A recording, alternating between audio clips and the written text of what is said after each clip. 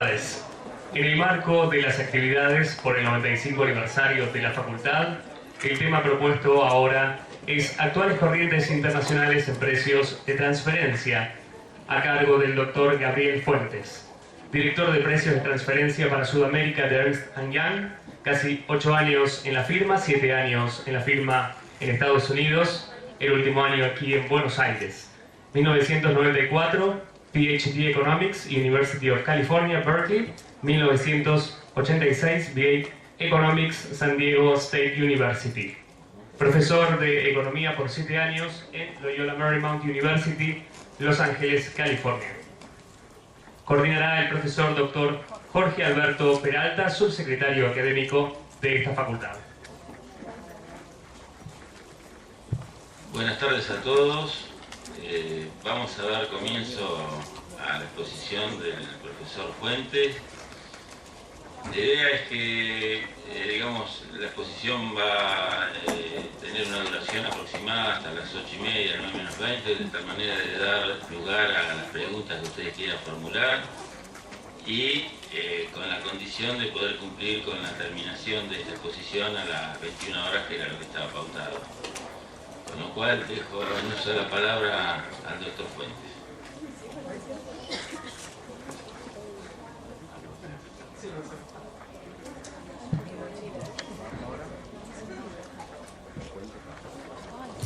Bueno, buenos días, buenas noches. La primera cosa que quiero hacer es pedirles perdón. Yo nací y viví toda mi vida en Estados Unidos. Soy hijo de mexicanos. Y aunque hablo un poco el español, mi lengua natal es inglés. Si era una charla de economía, lo podría hacer en español. Pero como es impuestos, trato de ser lo más preciso posible. Y si tengo que ser preciso a este momento, lo tengo que hacer en inglés. Pero si ustedes no entienden algo o si necesitan una explicación adicional, no tengan miedo, me pueden pedir, me pueden preguntar en español, les entiendo bien.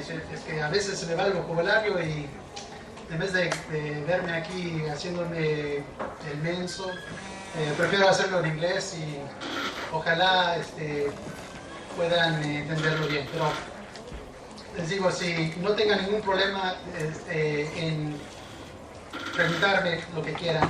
Yo fui un profesor por 7 años, entonces estoy acostumbrado a hacer ese tipo de charlas. Okay? So right now, we're going to switch to English. And just want to make sure that does everybody understand? Does everybody get in the translation okay? Okay. All right, so I have been asked to come and talk to you about transfer pricing. When I was asked to come to talk to you, the first thing I thought was, well, I'll just give my standard technical current trends in transfer pricing. Problem though, as I was thinking about putting this presentation together, was that I realized that I was not going to be talking to professional transfer pricing people or professional tax people. I was probably mostly going to be talking to people who are studying or who know a little bit. And so I decided that what I would do is, instead of talking about the current trends and being very, very technical, which we can be, and I'd be happy to give you the slides at some other point, I thought it'd be a good idea for me to explain to you what transfer pricing is and why it's important. Why should we care about it? And then sort of where a tax advisor, like I am, works and helps companies with their transfer prices. And the idea is that when you walk out of here tonight, you have a better understanding of what is it transfer pricing is, and probably can explain my job to anybody else at the university. All right? So let me go talk a little bit about what we're going to do. Well, first of all, because I do work for a Big 4 firm, I have to tell you that nothing I say today is tax advice, and please don't go and do this at any company you work for, because it's not intended for that. So I just have to tell you that legally, and now I can move on.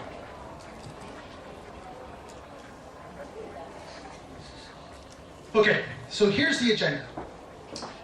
First, I'm going to talk to you about what is transfer pricing. Why is transfer pricing important? We're going to talk a little bit about some survey results that Ernst & Young does, and to tell you that we basically interview and do a survey of about 850 multinationals across 24 countries. And it's the results of this survey I'm going to present to you, some of the ones that are the most interesting. And then after that, we'll get into a little bit of the tax planning, a little bit of the issues that are facing people in transfer pricing and that are facing companies around the world. And you'll see sort of where the accounting and the economics kind of plays a role. Now, in the introduction, I think you saw that I'm an economist. I'm a PhD economist, and I work at an accounting firm. Normally, I'm giving this talk to economists. I think most of you are accountants or in that field or have studied accounting, so this will be better for you.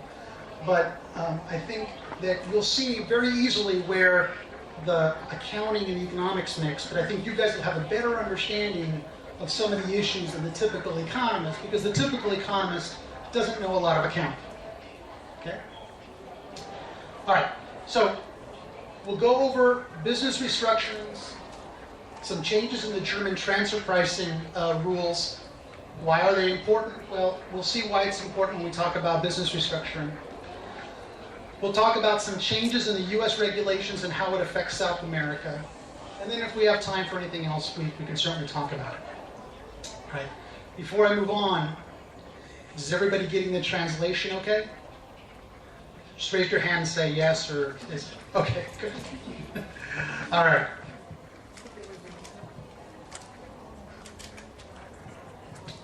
Okay, before we start, how many of you are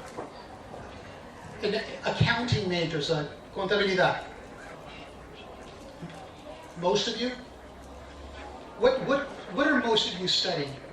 Is it economics, accounting?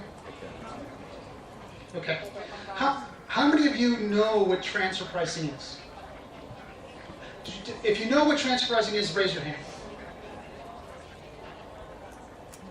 Okay. No, it's okay. All right. So this is the right slide. All right. What is transfer pricing? A transfer price is just a fancy word for the price that is used in an intercompany transaction. That's it. There's nothing scary about that, right? Think of a price, think of a transaction. The only difference here is that the two companies that are transacting are related parties. The price that's used in that related party transaction is the transfer price. I say, well, okay, transfer price I kind of understand, but what I remember from econ and what I remember from accounting is the market price. What's the difference between a transfer price and a market price? Well, the market price is the price in a transaction between two unrelated parties. Okay? So the only difference between a transfer price and a market price is just who's in the transaction. But they're analogous. So a market price is a price that you know, when you go out and buy something at the kiosco, you buy it, a gaseosa for this is $3.50 now. That $3.50 is the market price for that gaseosa. If instead I was a related party to the guy who owns the kiosco and I went and bought that gaseosa internally to the company and I paid $3.50 for that gaseosa internally, then the transfer price would be $3.50. Okay? So in a perfect world, right, the transfer price and the market price would be the same. All right? So that is what a transfer price is. As you can see, it's not very difficult.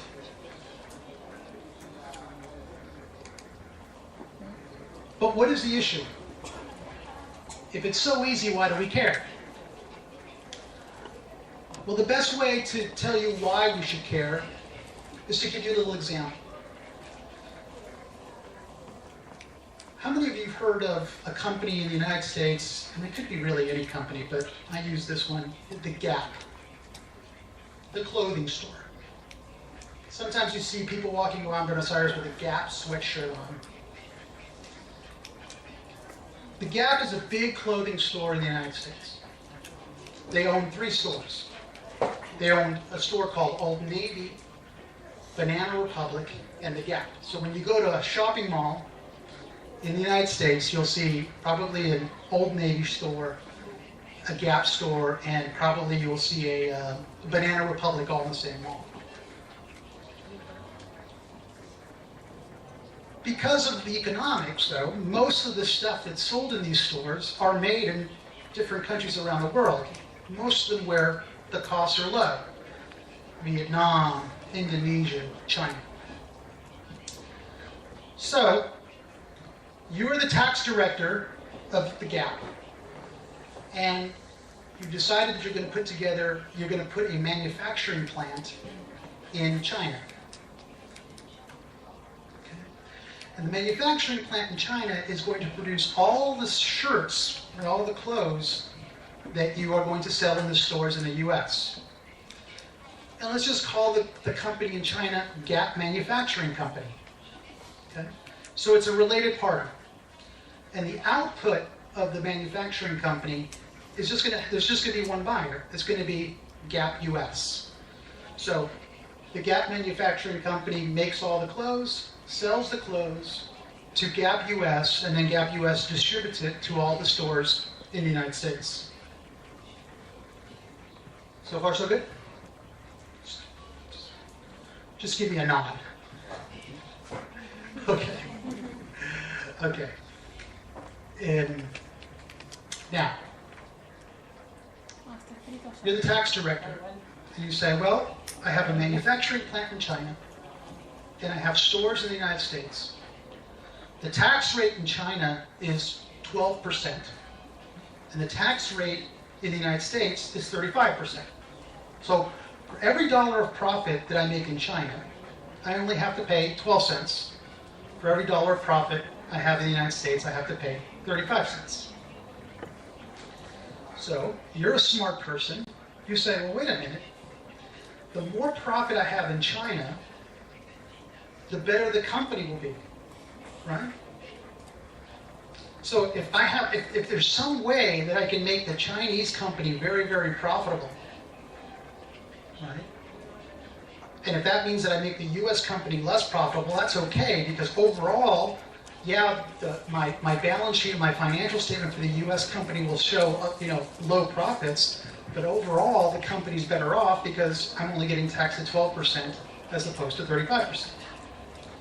So you say to yourself, well, what can I do to make sure that there's lots of profits in China and low profits in the United States? Because what I want to do is move profits from the United States to China. Well, it probably wouldn't take you very long just to think that, well, wait a minute, if I change or manipulate the transfer price, I can affect what the profits will be. Well, how would I do that? Well, suppose that we sell suppose we're just talking about a shirt. And suppose that the shirt sells for $30 in the United States. And suppose it costs $5 to make in China. All right? So I know it costs $5 to make. The manufacturing company has to sell it now to the U.S. company. So I got a cost of $5. I know that the market price for it is $30 out in the street when it sells it to the customer. The U.S. company has to import it and has to pay the Chinese company, the manufacturing company. Remember, they're related parties. So me as the tax director say, China, sell the shirt to the U.S. for $27. I don't know what 100% markup that is, but you get the idea. What do I do there?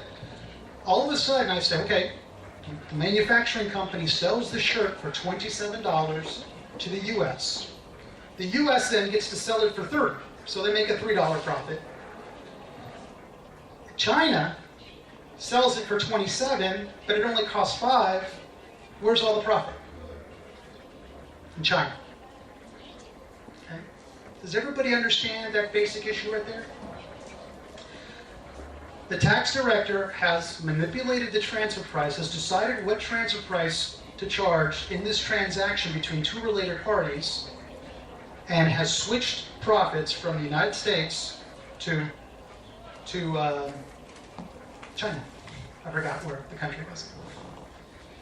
Now, you say, well, how did he switch profits? Just for the sake of it, suppose that the market price for selling that shirt was 18. In other words, if the Gap had used a third-party manufacturer of shirts, they would have been charged $18 for the shirt. So they would have paid $18 and sold it for $30. But in this example, because they're related parties and I get to choose what the transfer price is, I choose 27. And so all that profit, or some of the profit that should have gone to the US, I've moved to China. That makes sense? So, end of story, right? That's the beauty of transfer pricing, is that people can manipulate transfer prices and do whatever they want. Well, not quite. You can imagine that it didn't take the IRS too long to figure this out. They said, well, wait a minute. You can't manipulate the prices. Let me switch the slides here real quick.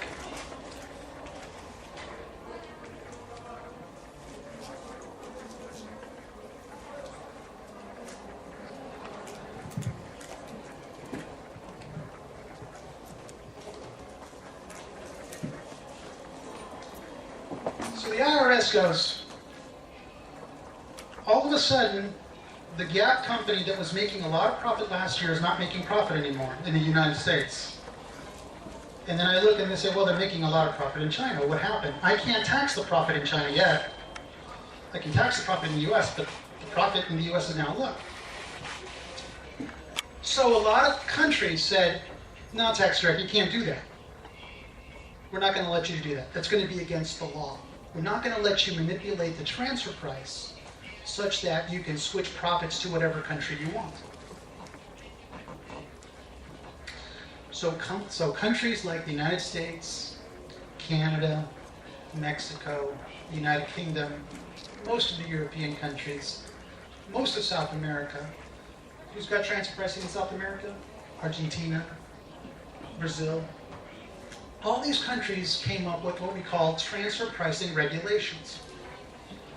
And this is law that tells companies what they can and can't do with their transfer prices. And in general, what these regulations say, and we'll talk about how to prove this later, but what in general they say is that you have to basically apply what we call in transfer pricing the arm's length principle. And the arm's length principle is basically the following. It just says, you need to prove to me, Gap, to the IRS or to whatever tax authority it is, you need to prove to me that the prices that you use intercompany would be the same prices as if you would have used, if two third parties would have entered the transaction. That wasn't very clear. Let me see if I can say that again. What the IRS would say to the Gap is say, Gap, you need to prove to me that the price you used internally is the same price that would have been used if you had contracted with a third party. And so, as I told you earlier, suppose that if I had contracted with a third-party manufacturer in China, they would have sold me the price at 18. Then what I have to show the IRS is that the price that I used internally was not 27, but 18.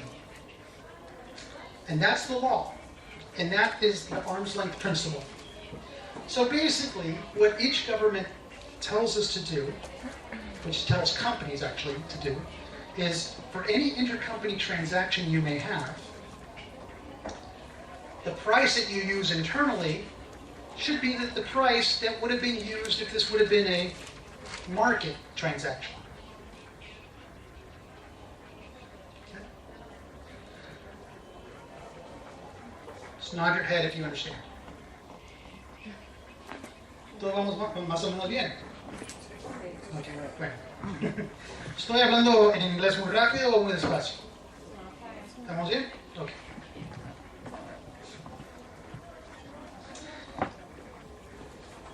Okay. So, what do?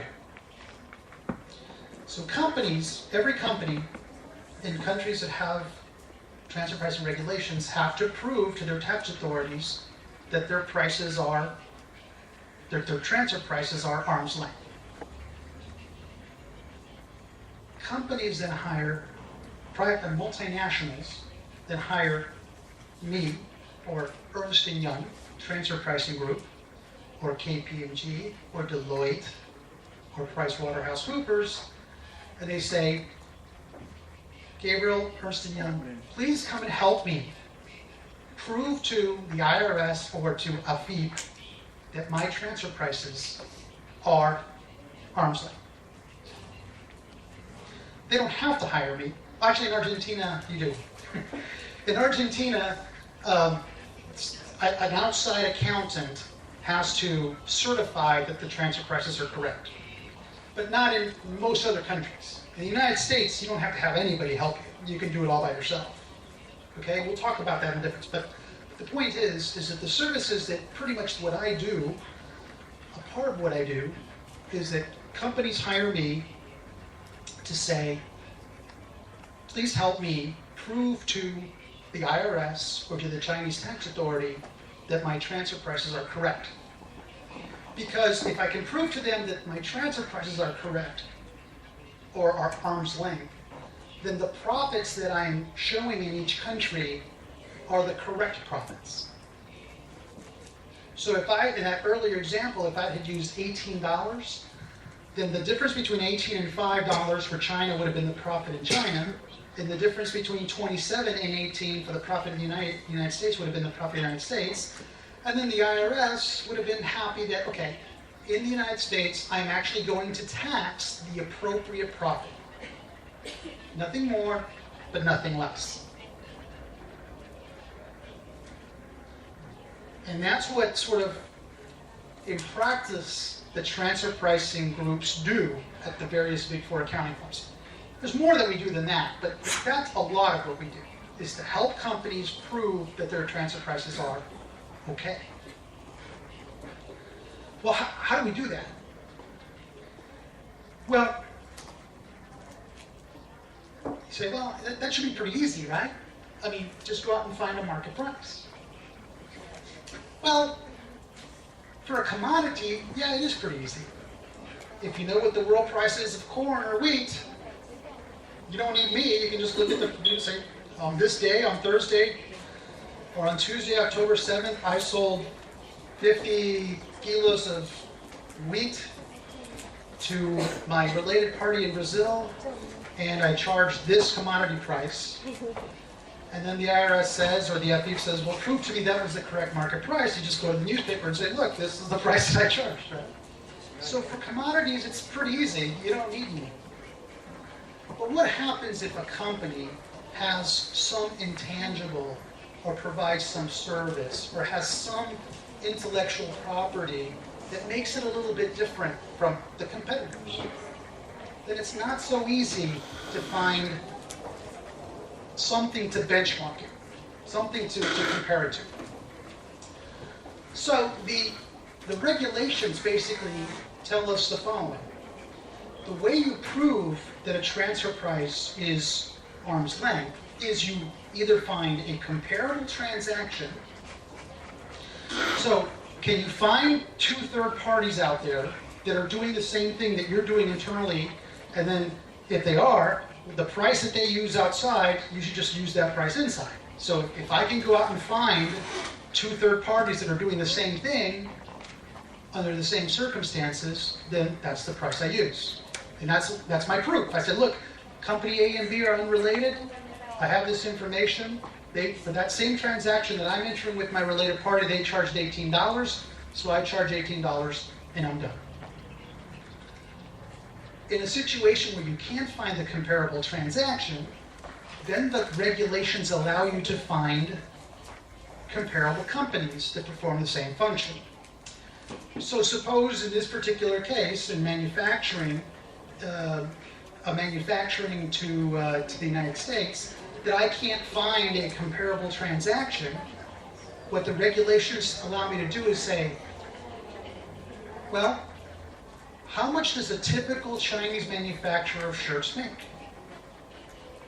I don't know. We go do the research, and I find maybe 7 different companies that do the same thing that are unrelated, and we find out that maybe Chinese manufacturers of shirts make somewhere between 7 and 18% operating margin. And the regulations allow me to say the following.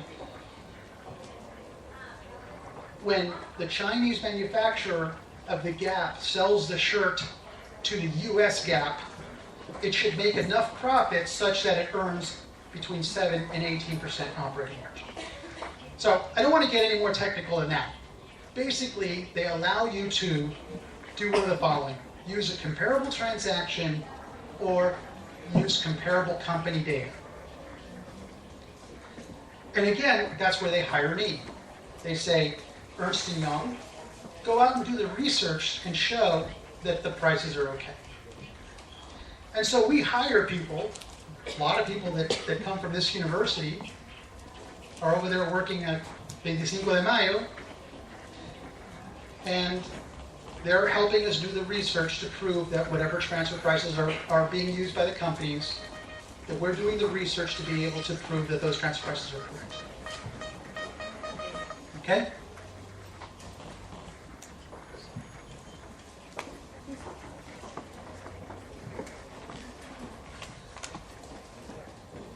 Now that's the theory. What happens in practice? Well, the regulations in most cases require that you find either comparable transactions or comparable companies, but it's got to be publicly available. And sometimes it's hard to find publicly available transactions.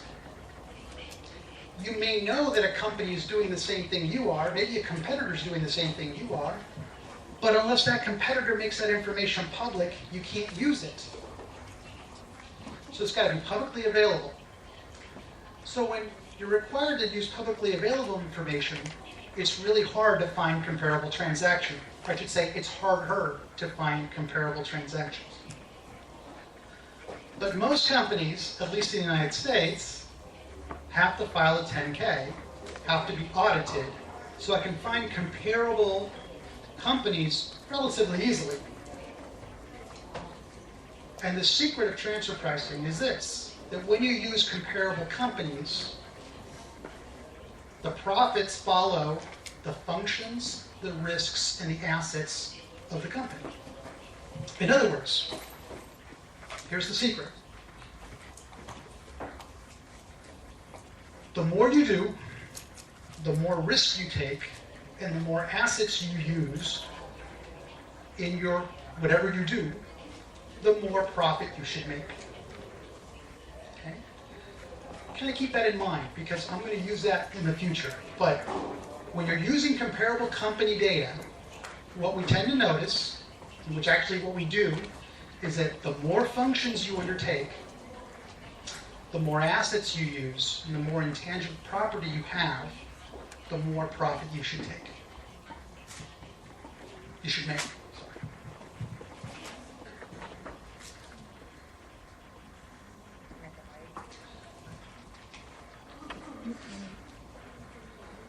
Like, before we go on to the survey, I want to talk a little bit about what I do and the documentation package and what's required. Es muy difícil hacer esto en español porque ya sé que como están oyendo todo en inglés, hay un espacio en que tengo que esperar a ver si entienden lo que ha dicho. Y cuando estoy dando clases puedo ver las caras y a ver si me están entendiendo, ¿verdad? Pero aquí, como tengo que esperar por 5 segundos a ver si me están entendiendo, y bueno, estoy pensando que por 5 segundos no estoy hablando, por eso me ponen en una posición muy muy difícil. Por eso, a veces si me paro y no hablo mucho es porque estoy viendo si ustedes están entendiendo lo que estoy diciendo. ¿Okay? Pero no sé si tienen una preguntita ahorita, pero si la tienen, por favor, decime y les puedo ayudar lo que pueda. O si no, voy a seguir a hablar inglés. ¿Todo bien? Okay. ¿Es claro o muy fácil, voy muy despacio o voy más o menos bien? Oh, good. Okay.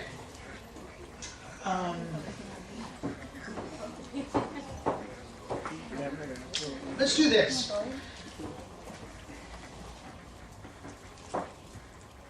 What is it that companies need then? So we talked about what transfer pricing is. We talked about why it's important. We talked about basically what the arm's length principle is, that there's regulations that require companies to show that their transfer prices are correct. And then your obvious question is, well, how do they show that? What do they do? Do they call up the IRS? Do they call up people and say, Ernst & Young checked it and everything's okay, so thank you? It's not quite like that. Let me tell you, this is because I know it. Now, I've worked in the U.S. firm for 7 years, so I've been providing transfer pricing documentation for U.S. firms, U.S. multinationals for 7 years. And now that I'm on this side, I see the differences in the way documentation is done in South America. It's basically the same thing, but the requirements are a little bit different, and the timing is a bit different. All right? So let me walk through a couple of examples of how it's done in South America and what are some of the requirements, and then how my firm or any of the other firms that do transfer pricing kind of play into that. What's their role in that? Okay? Typical South American situation is the following.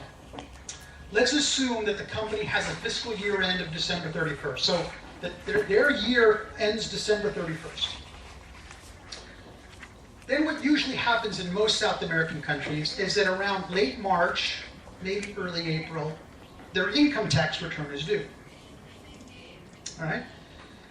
That means that when they report their income, they have to be pretty clear that the transfer prices are correct, because if the transfer prices are wrong, they're not reporting the right income, right? We already saw that if the transfer prices has changed, then it's going to reflect on the income, and the last thing you want is the tax director to come to you and say, you didn't report enough income, we're going to adjust you, and we're going to give you a penalty for being such a dummy, right? So companies in South America need to, when the tax return is due, need to determine when is my transfer pricing correct. And if their transfer pricing correct, then they can report the right amount of income to that company, let's say in Argentina or in Chile, and then they can pay the right amount of taxes. But it doesn't end there. Then what most tax administrations in South America require are the following. They say, okay, now that you submitted your tax return, I actually want to know the detail of the intercompany transactions that you would enter into, because I have the feeling that you're trying to cheat me out of taxable income.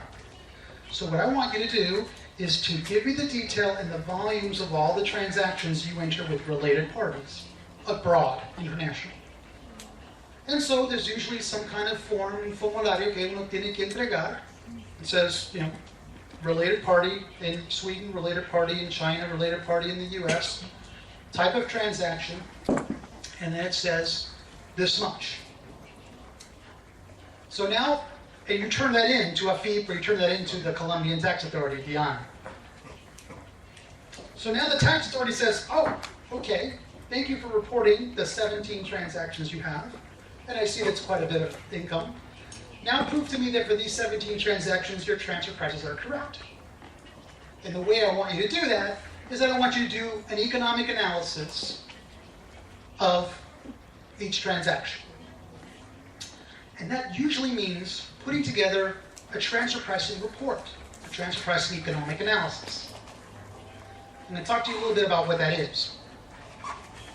But right there, and so the transfer pricing report is basically the explanation of why we believe the transfer prices are correct or not correct, and if they're not correct, why we're making a change.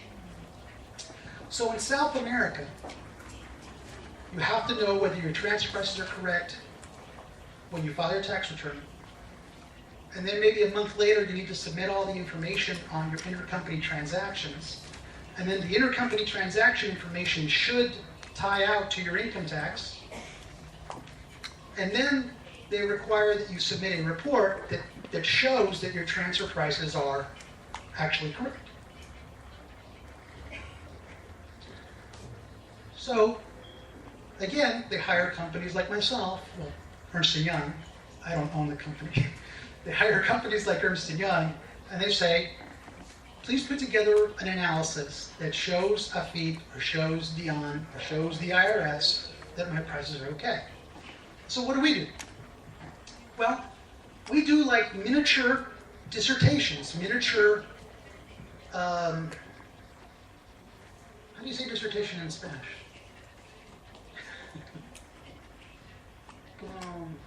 Tesis, una tesis pequeña para cada cliente. ¿Y qué tiene esa tesis? Well, we need to explain who the company is, what the company does, what industry the company is in, how that company locally is involved with that industry, what are the macro and economic and microeconomic issues that are affecting that company. And why do we need all that information? Because we want to put the company in the context of where it's operating. And then we have to explain what the company does in each transaction. So what that normally means is that, and maybe the most fun part of the job, is that I get to go to companies and interview them, and basically they get to tell me what is it that they do and how they do it. As an economist, there's nothing more fascinating than sitting in front of a company that you've always thought about but didn't really understand and go, tell me how you do this. How do you come up with Coca-Cola? How do you make steel pipes? How is it that you deliver packages from Argentina to the United States overnight? How is it you can do X or something else? So I have to basically write down all the functions and understand what the company does. Because if I understand what the company does, then when I go out to try to find comparable companies to benchmark it against, I know which companies to choose and which not to choose. Okay? So this story, this functional analysis, this description of what the company does is in that report. And then once we understand what the company does, then we go do the economic analysis, where we actually go and search for the comparable transactions and determine what should this company do? How much should this company make? And hopefully, the company that you're doing the work for is going to be within an acceptable range of what the market price is, and then the company doesn't have to worry about paying any more taxes. These reports we put together for all of our clients. In Argentina, we have a lot of clients. We put one report for each one of these clients together, like that. And so they are basically mini theses, mini dissertations that you put together. And so each one of our people gets to become a very, very good understanding of a particular company in a particular industry. Okay? Now, I've been talking about shirts and the selling of stuff, but let's talk about the types of transactions that we deal with in transfer pricing. They're very basic, right? Just a tangible good. I make this shirt and I sell that shirt to you. That's easy. A shirt, shoes, a chair, boats, cars, anything that you can make and it's a product, and you sell, it's a tangible good. That's the typical transaction. But there's other types of transactions that we have to be aware of. The other type of transactions is the following. Maybe what you're doing is you're licensing the right to use certain technology or to use a certain trademark from the parent company. So for instance, the company in Argentina is going to open up a Nike store. Well, they have to make sure that they get the permission, or they get the permission from Nike to put the Nike store, the Nike sign up on the store. I call it Nike. You guys call it Nike, right? It's something I figured out. In the United States we say Nike, pero aquí es Nike, ¿no? Okay. La primera vez que me dijeron que le gustaba un zapato Nike, me quedé mirando, no sé qué es un Nike. También después, si tengo tiempo, les digo, la primera vez que me llevaron a comer, me dijeron que si había comido pollo. Y yo no sé qué es pollo. No, era pollo, pero la primera noche en Buenos Aires. So the other types of transactions then are intangible property, license of formulas, license of technology to make a machine, license of a trademark that I get to exploit here in the country. So that's the second type of transaction, intangible property. Propiedad intelectual. Services. Maybe the company in Argentina is receiving services from another company, related party. Maybe the US is saying, you make, don't worry about accounting, we'll take care of the accounting from the US. Don't worry about human resources, we'll take care of human resources in the US. We'll take care of corporate communications. We'll take care of your marketing. So companies in Argentina or companies in Peru are receiving services from the related parties. Services that they might have, if they didn't have the related party, they would probably either have to do themselves or contract with somebody else to do the for. But in this case, they're just getting the parent company to provide those services. So we have tangible goods, we have intangible goods, we have services. Those are all transactions that I have to deal with on a daily basis. But there's more. Loans. Parent company loans its subsidiary $100 million. You say, well, what's the transaction? Not $100 million. I know it's $100 million.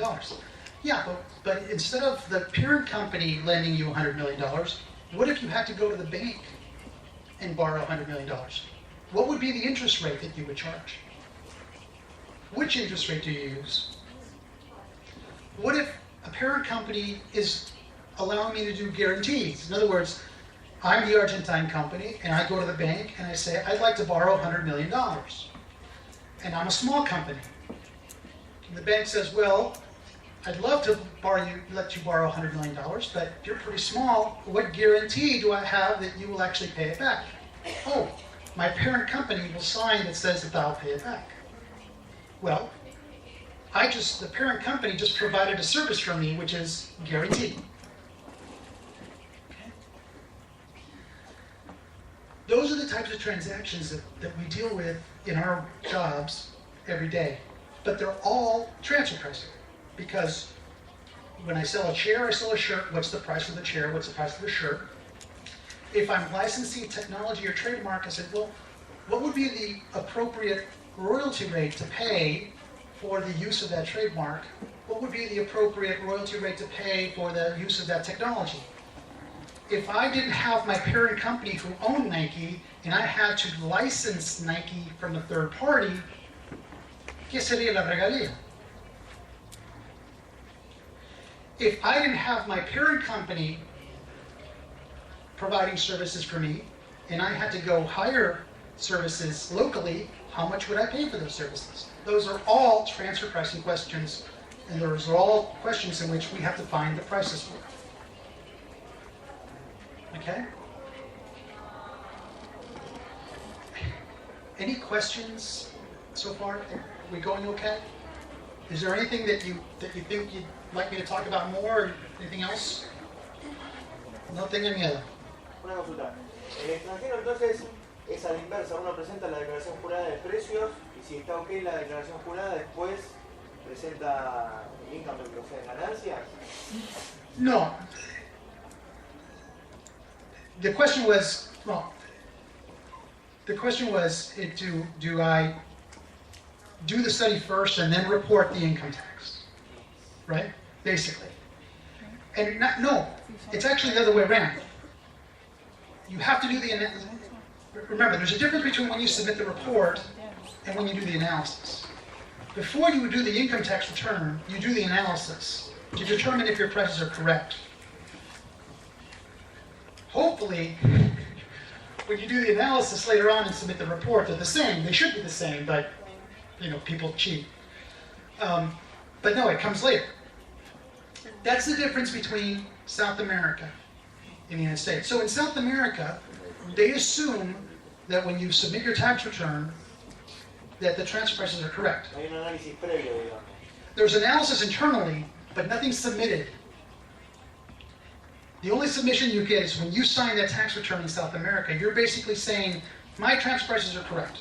Now, you show it later, but the company has done the analysis before to get to that point, right? So we're very busy in February and January making sure that the prices are correct, even though we know we don't have to turn in the report maybe till June or July or August. Mm-hmm. Now, so in the United States, it's completely different.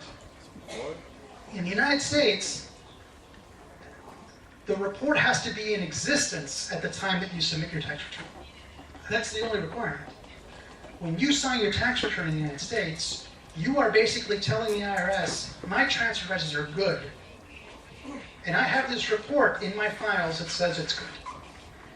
And you may come and ask me 3 years later to prove that that's true, but I don't submit my information to anybody.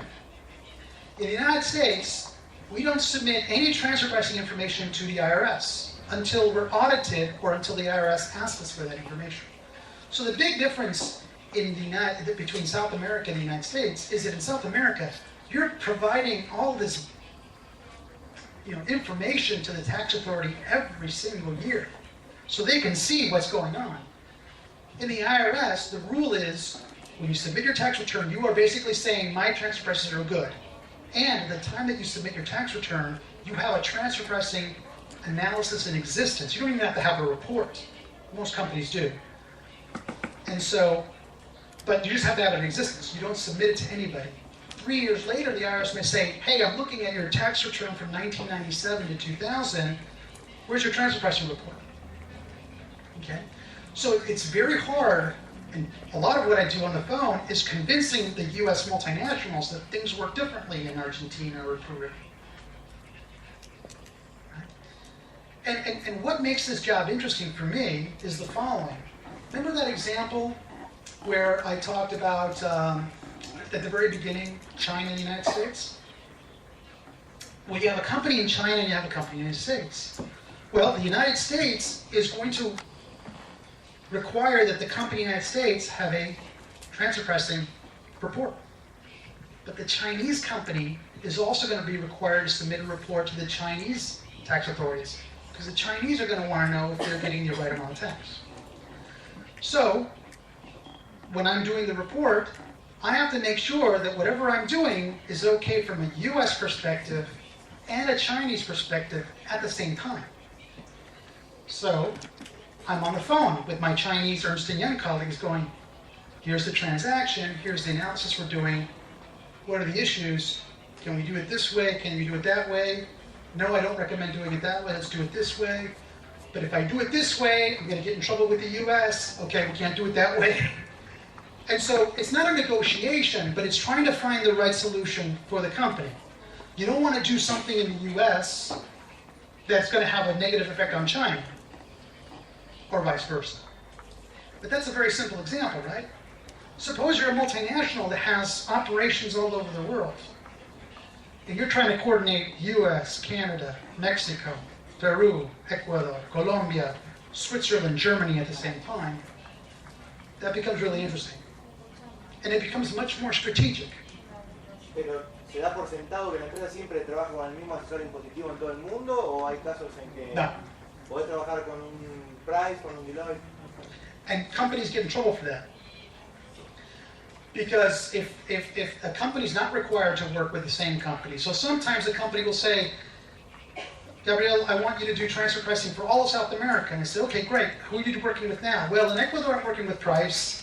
In Venezuela, I'm working with KPMG. In the United States, I'm working with a really small accounting firm. But I want you to put it all together for me. And don't cause me any problems. Okay. Well, let's get started then. But that's the issue. Okay? Right. This is very different from what I expected, but I think I'm trying to give you the world of transfer pricing. Now, how are you? Are we doing okay? Just give me a nod. ¿Estamos bien? ¿O todavía? ¿Sí? Una pregunta.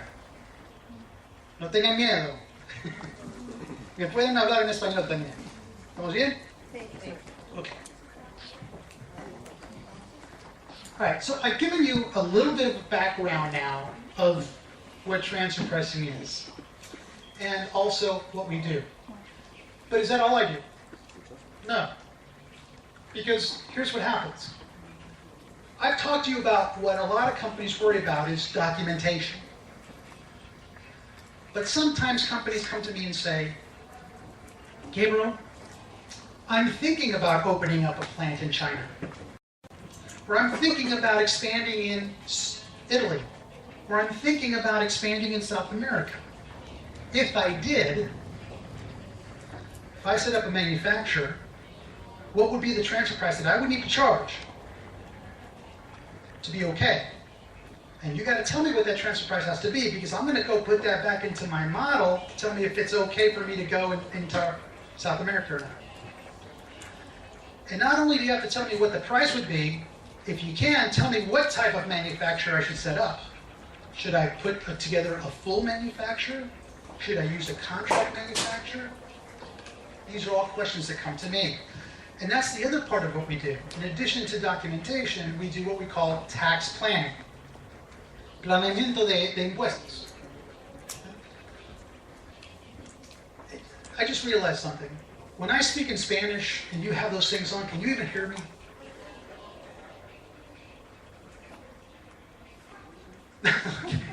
Okay.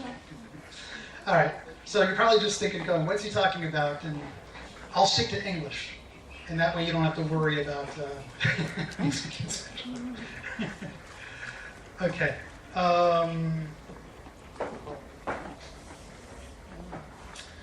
Tax planning. So, companies will say, I want to figure out how to move my companies around the world to make it more tax efficient, and you've got to help me do that. So no longer am I trying to prove something to the tax authorities. What I'm doing is helping companies arrange their companies in a way, their subsidiaries in a way that makes it more tax efficient. Eventually, if they set up the manufacturing company, I'll have to document them. But right now, we're doing strategic work. And that's a lot of fun as well. But that's also part of our job. So documentation and planning. Okay?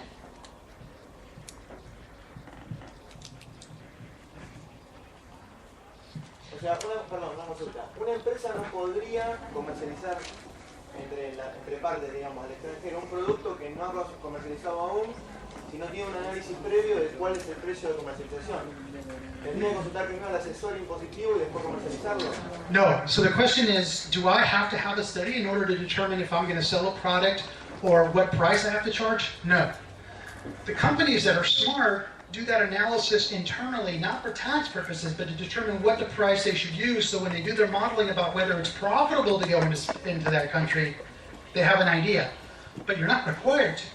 A lot of companies will come to me and say, oh, by the way, I didn't tell you, but I opened up 3 manufacturing plants last year, and I have to do documentation now, so what price did you charge? Oh, I just picked one.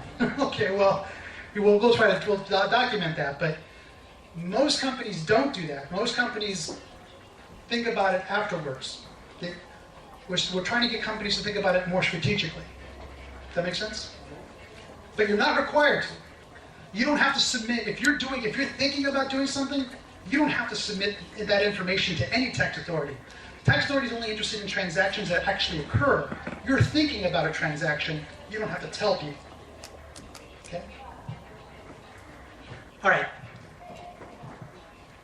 Since 1995, Ernst & Young has done surveys of multinational corporations about various international tax issues, but specifically about transfer pricing. And over the years, as the number of countries get transfer pricing regulations, the issue becomes more important.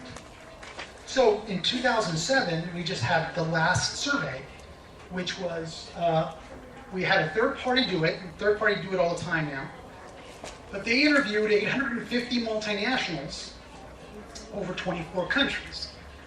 Now, you can actually find the survey at the Ernst & Young website. Just go www.ey.com and go to transfer price, and you'll find the survey there. It's publicly available.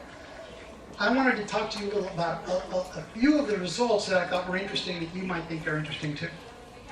We'll see.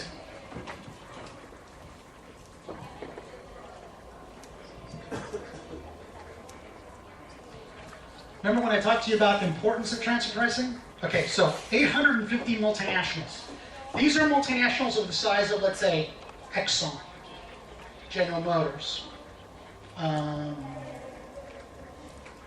Shell, YPF Repsol,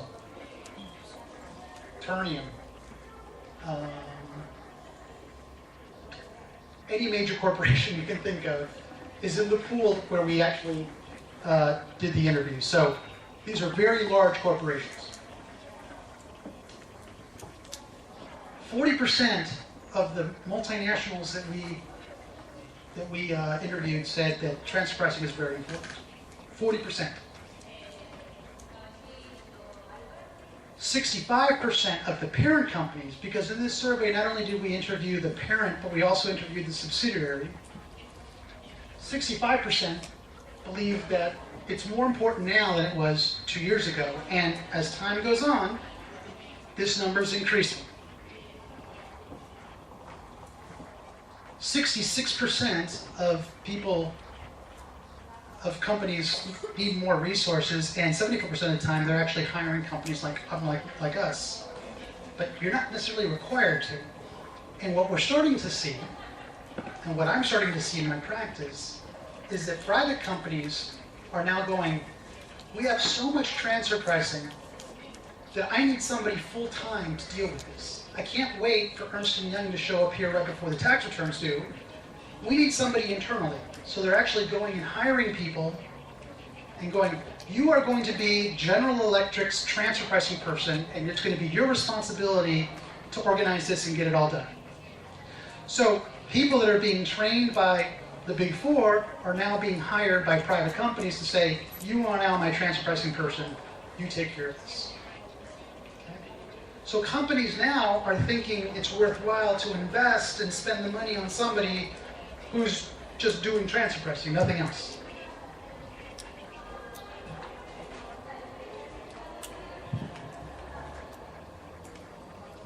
What about audits? When I talked about audits and getting in trouble about documentation, here's some interesting results. Oh, well, that misspelled verb. 52% of respondents have undergone an examination since 2003. So 850 respondents, 52% of them have had a transfer pricing audit since, at least a transfer pricing audit since 2003. What's the problem with an audit? Is that the tax authority can come to you and say, I don't believe the study, or the study was very badly done. I think there's a mistake here. So instead of you having to pay $72 million in taxes, we think the right answer is 107. And we're going to adjust your income up such that you have to pay $107 million worth of, you have $107 million worth of income and you have to pay the increase in tax in that. You don't want that to happen as a company, right? You don't want to be the tax director who gets the note from the IRS that says, oh, by the way, we don't think your study is okay, we just increased your income. Because what a tax authority can do is that they can go and say, oh, this report, yeah, we don't really believe it. So you submitted that you had $65 million of income. We don't believe that. We think that's wrong. Really, we think your income should have been $500 million. And so your tax is 35% of $500 million, not 35% of $65 million. You don't want to have that letter and go talk to the CFO and say, we made a mistake. Right? You don't want, so you try to avoid adjustment. That's what an adjustment. So 52 have had an audit, 27% had adjustments. 78% thinks that there'll be a transfer pricing audit in their company in the next 2 years. So what does that mean about demand for transfer pricing people? If a company thinks they're going to get audited, that means they need to get their transfer pricing in order. What does that mean in terms of having people who know how to do transfer pricing? Demand will go up, right? Even if they adjust you, and if you're really way off, they can penalize you. Because then they think that you did it on purpose. Said, oh, you're off by that much? Well, not only are you going to get adjusted from 65 to 500 million, but we think you were doing this on purpose, so we're going to add another 40% penalty on that. You don't want to end up... In the United States, we use the joke, when we talk to companies, is that you don't want to be the company that winds up on the front page of the Wall Street Journal that says, so-and-so company cheated on their income taxes. Because it happens. You don't want to be that company. There's nothing worse, because it happened to Ernst, is getting up and picking up the Wall Street Journal and seeing your company's name going, investigation for fraud. It's the end of the day. Okay?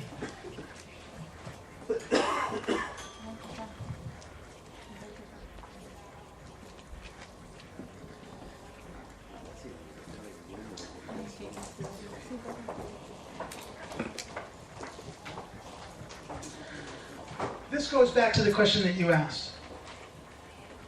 Think of these companies that have, just think of like Repsol that has gas stations everywhere, right? Or Shell, or Exxon, or some other companies.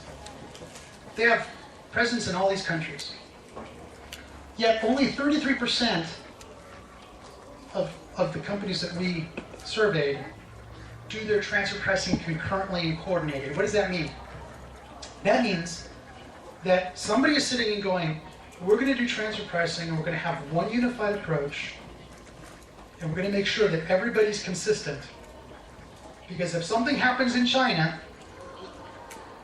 then that's going to have an effect on the US, right? But only 33% of the countries do this. My job is to help companies do this.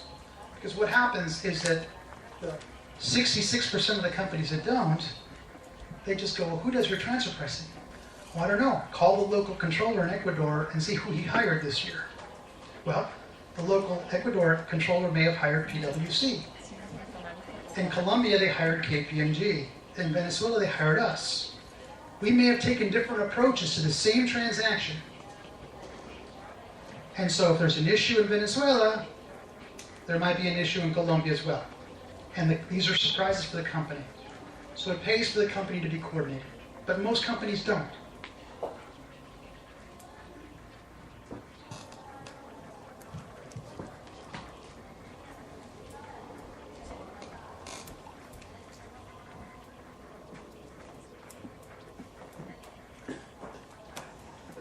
You're not interested in any of this. All right.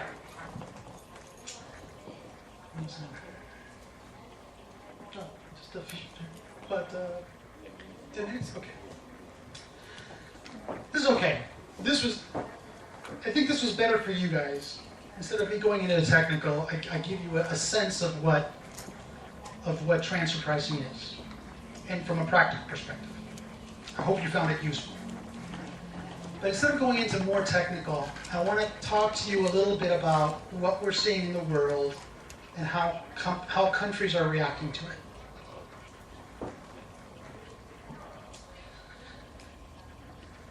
As you know, if you're a multinational corporation, every once in a while you're going to take a look at your organization and say, is this organization the most efficient way of doing business? And as we all know, if you look at the history of various corporations around the world, they've changed from time to time. You know, sometimes they're centralized, sometimes they go, no, centralization is bad, decentralized, we'll set up regional centers. And it really depends on sort of the philosophy of how the company wants to be organized. What is it that they feel is the best way for them to compete in their industry? Because, you know, we're working in these companies, but they all have competitors, right? So they look at their operations and say, and they're constantly asking the question, and they're constantly asking the accountants, hey, are we doing this the most efficient way? Is there a way to organize this business so that we pay less taxes, but more importantly, we become more efficient? And so what we're finding out is that when companies are doing this, they're taking advantage of tax laws, not surprisingly. So maybe your company's going, you know, we've expanded our European operations because let's say we purchased a company. We purchased a company and in Europe, and now all of a sudden, I didn't have European distribution and manufacturing, but now I have European distribution and manufacturing because we just bought Nestle.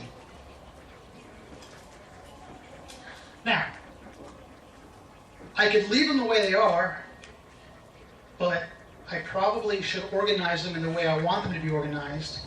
And by the way, what are the local tax laws?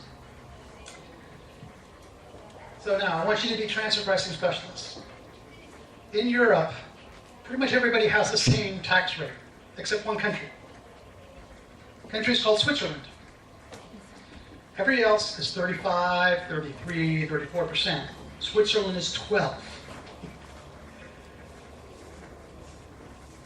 So, you're the tax director in the United States. You just bought Nestle. You have operations everywhere. You decide you want to centralize. Remember what I told you about centralization, that the profits go where the more functions, the more assets, the more risks.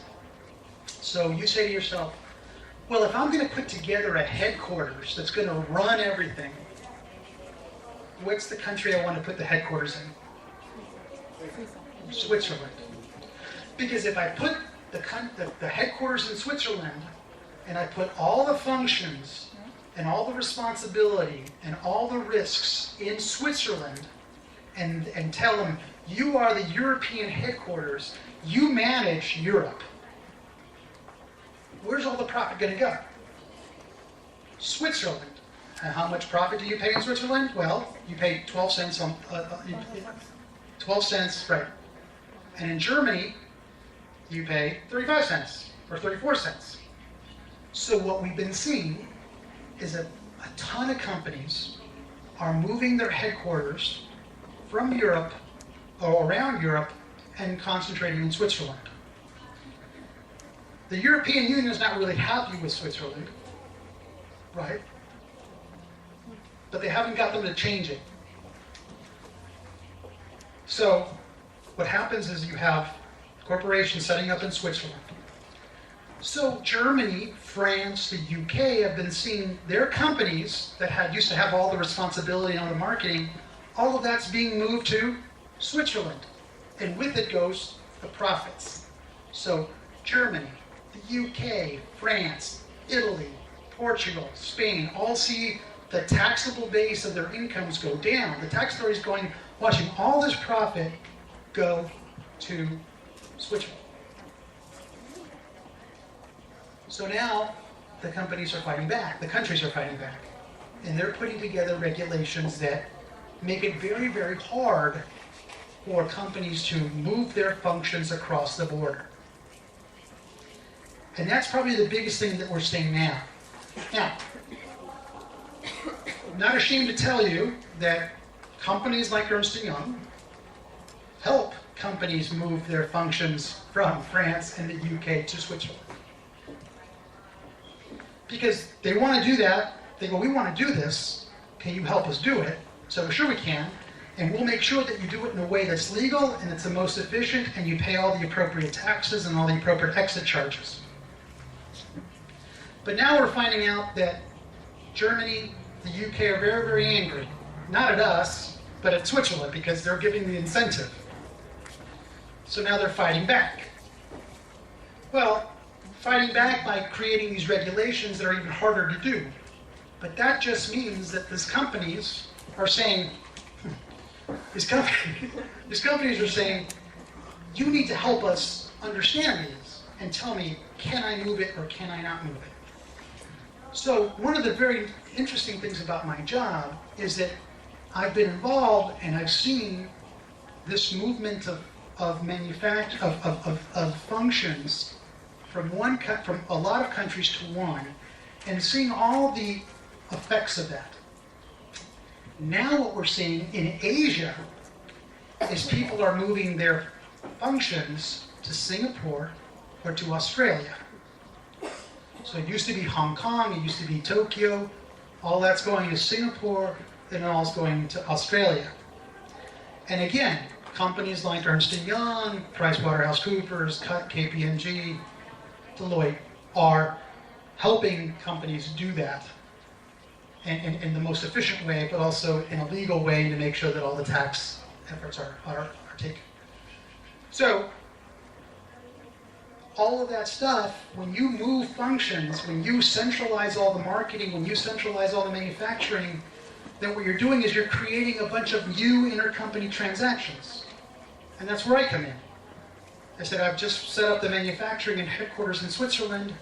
From now on, Switzerland's going to do all the services and it'll just provide the services to all its related parties. Well, you just created a bunch of intercompany transactions that we have to price. Okay? So, I'm hoping that that provided you a little bit of a view of what transfer pricing is. Because I think the other stuff that I would have showed you, you just wouldn't have, well, you wouldn't have cared, and it wouldn't have made sense to you. But I think now you have a better idea of what transfer pricing is, and, well, I hope you do. And I hope that my ability to teach hasn't left, the skill to teach has not left me completely. But if you have any questions, please feel free to ask me now. And I'll tell you what, why don't we do it in Spanish so you can take off all the headphones.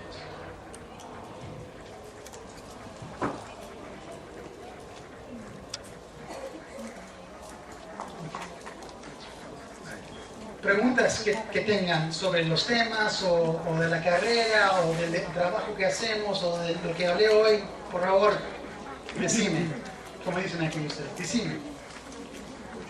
Vos decime. ¿Sí? Sí. Me quedé con la intriga de, así básicamente, si fácil, pero como para que lo pueda decir, cómo trasladar toda una estructura de una empresa a un país, ejemplo Suiza, ejemplo Singapur. ¿Cómo haces eso básicamente? Porque es medio complicado, digo, no me imagino cómo lo pueden hacer. No, ¿sabes qué? Tienen que mover la gente. Por eso no, es una cosa muy en serio. Y lo que pasa es, bueno, hay maneras de hacerlo que no sea tan duro, vamos a decir. O evidente, digamos. No, tiene que ser evidente, porque si un país piensa que lo estás haciendo nomás para tomar ventaja de impuestos, te va a decir, bueno, no te creo. Pero lo que hacen es, mueven a gente. Lo importante para una administración como AFIP o la IRS es, cuando mueves las funciones y mueves los riesgos a otro país, es importante que las personas que manejan esos riesgos o esas funciones estén en ese país. Entonces lo que dicen es, bueno, si vas a mover marketing de Irlanda o de Escocia a Suiza, entonces por lo menos debes de tener el jefe de este marketing debe estar adentro de Suiza. Y es posible que está el director de marketing y otra persona, pero entonces ellos pueden dar la estrategia ellos toman la decisión y lo demás lo pueden hacer a manera de, ¿cómo se llama?, descentralización. Pero las personas que toman las decisiones, el que están responsables, tienen que estar en ese país. Ahora, te digo al mismo tiempo, cuando es un tipo de headquarters es más fácil, porque es posible que nomás tienes que mover 30 personas. Sí, literalmente las tienes que mudar de Tokio o de Alemania a Suiza. Tienen que mudarse. Y tienen que vivir en ese país. Todo esto sería evidencia que los datos, que de verdad es una reorganización que es de verdad y no nomás estás tomando ventaja de los impuestos que son bajos en Suiza. Tiene que ser residente, digamos. Sí, todas las reglas tienen que ser tomadas en cuenta.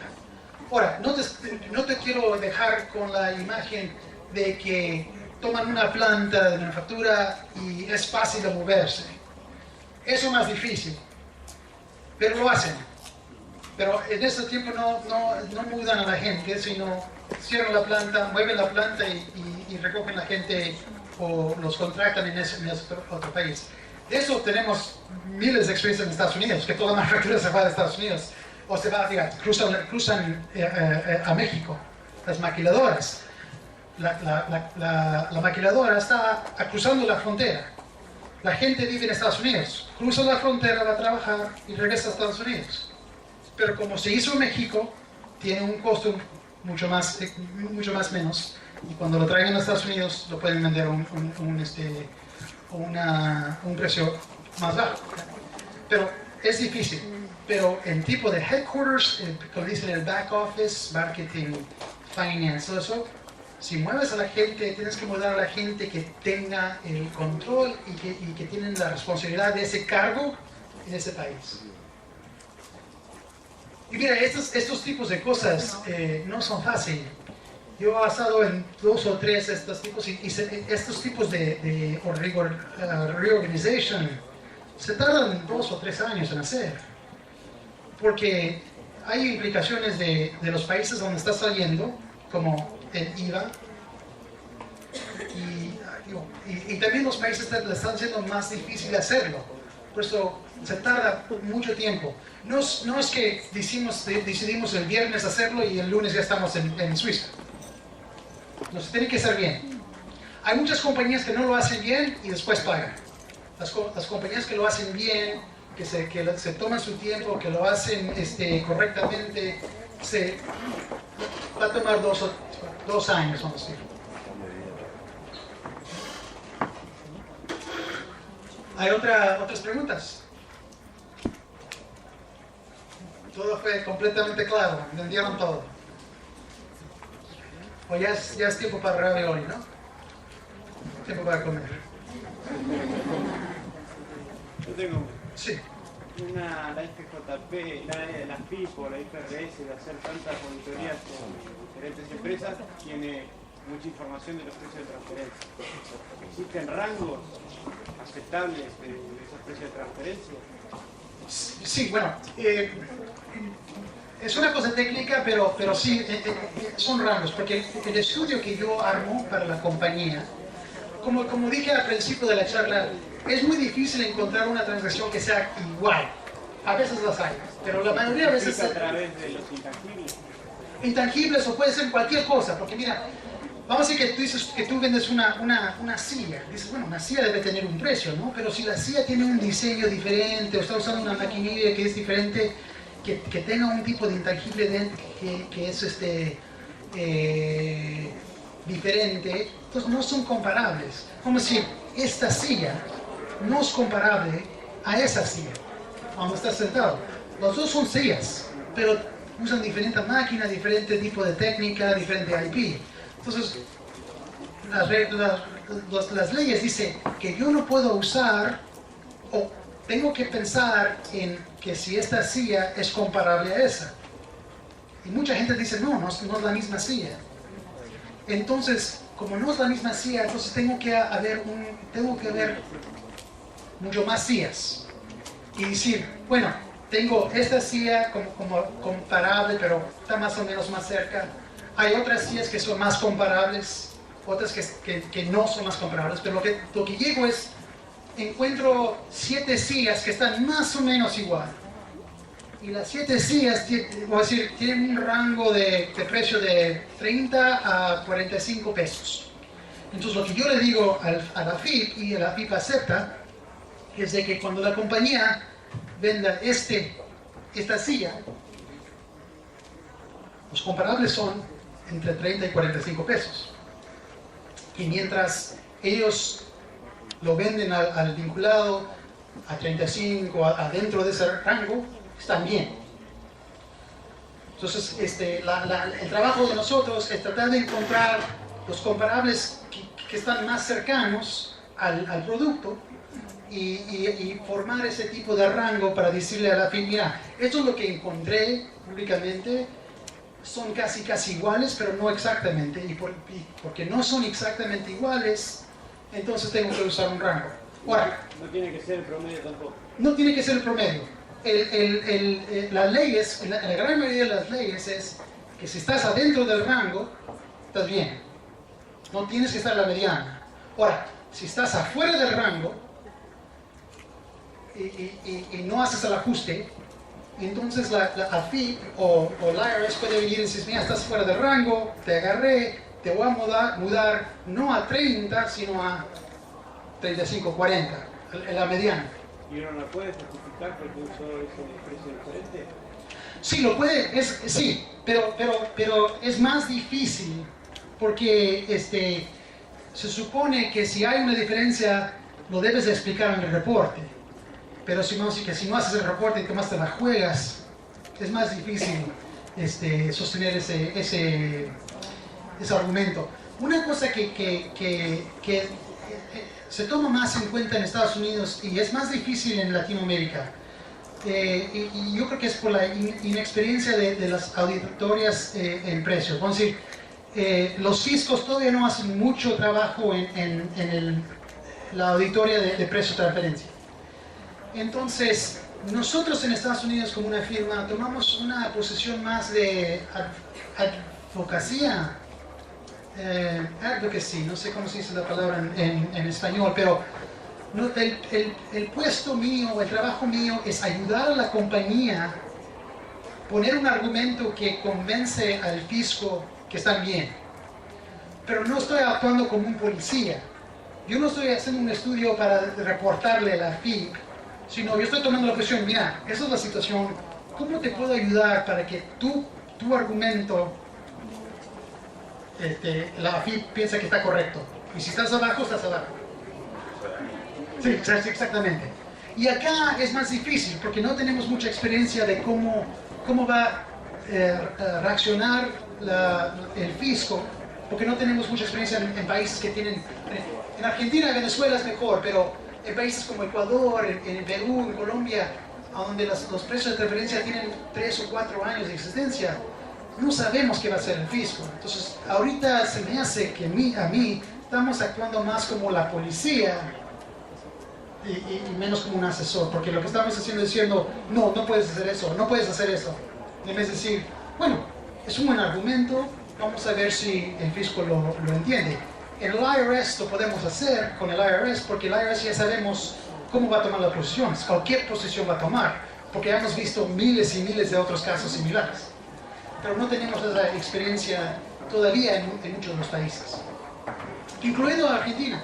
Argentina todavía no hay mucho en términos de auditoría o una fiscalización de precios de transferencia. Lo están viendo, pero mucho todavía no. Otra pregunta. ¿Sería más fácil haber estado en español o...? Se me hace que yo no lo hablo bien, pero... ¿Otra pregunta o...?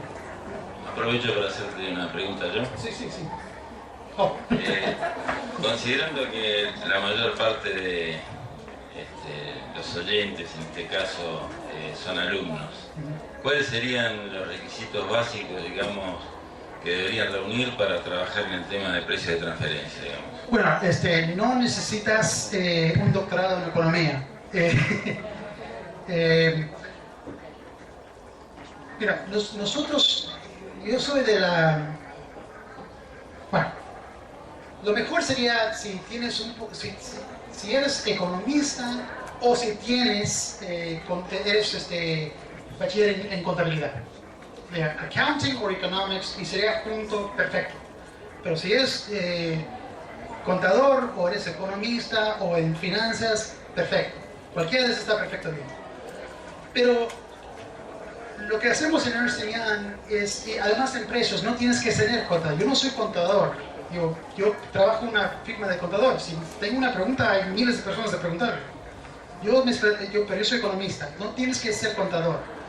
Pero si eres una persona capaz, pues no me importa si eres, te recibiste de literatura, porque yo te puedo enseñar toda la economía y te podemos enseñar todo lo de la contabilidad para hacer el trabajo. Ahora, al mismo tiempo, yo no puedo hacer nada más para Ernst & Young. Si no hago precio de transferencia, no soy útil para ellos, porque no soy contador. El que viene a precio de transferencia es contador. Si por alguna cosa no le gusta, puede mudarse a otra parte de la firma. Un economista no.